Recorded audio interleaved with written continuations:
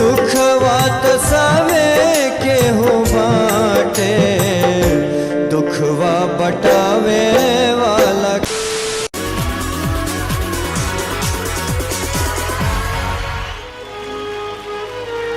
Hello सर, नमस्ते ma'am. नमस्ते जी, आपका नाम क्या है सर? सर, गांव में लोग पागल पागल नाम से बुलाते हैं। आप क्या करते हैं? सर, मैं कुछ नहीं करता। लोग बोलते हैं तुम्हारा मानसिक संतुलन खराब है, और घर वाले लोग भी उसी तरह का व्यवहार करते हैं। ना अच्छे से खाना देते हैं, ना ढंग का कपड़ा देते हैं। इधर उधर से फटा फूटा मिल जाता है, वही पहन के अपना गुजारा बसर करता हूँ। और तो और घर में सोने भी नहीं देते हैं लोग। छत पर आकर किसी तरह कोने में सो जाता हूँ, लेकिन आज घर से निकाल दिए लोग। मैं भी निकल गया सीधा अपनी किस्मत बदलने। सीधा यहीं पर आया हूँ, इंडियन आइडल के मंच पर। तुमने बहुत सही प्लेटफॉर्म चुना है, बिकॉज इससे बड़ा देश का कोई प्लेटफॉर्म नहीं है। आज क्या गाने वाले हो आप हमारे लिए? सर, अपनी स्थिति गाएंगे। चलिए फिर, ऑल द बेस्ट। कहे के तो सभे केहू आपन, आपन कहावे वाला के बा। कहे के तो सभे केहू आपन, आपन कहावे वाला के बा।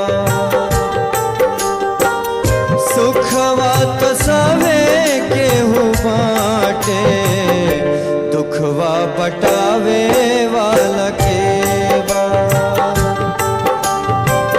कहे के तो सभे केहू आपन, आपन कहावे वाला के बा।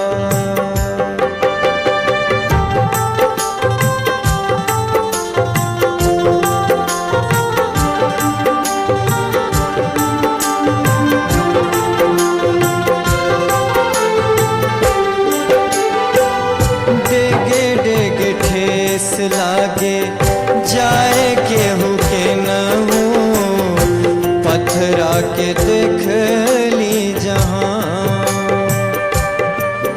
हो डेगे डेगे ठेस लागे जाए केहू के न हो, पत्थरा के देख ली जहाँ। पे करे केहू जग में भरोसा, जहर भरल मुस्कान। सपना के दियावा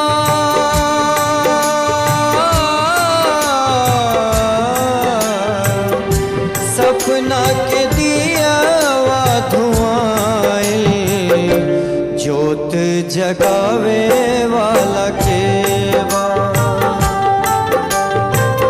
कहे के तो सभे केहू आपन, आपन कहावे वाला के बा।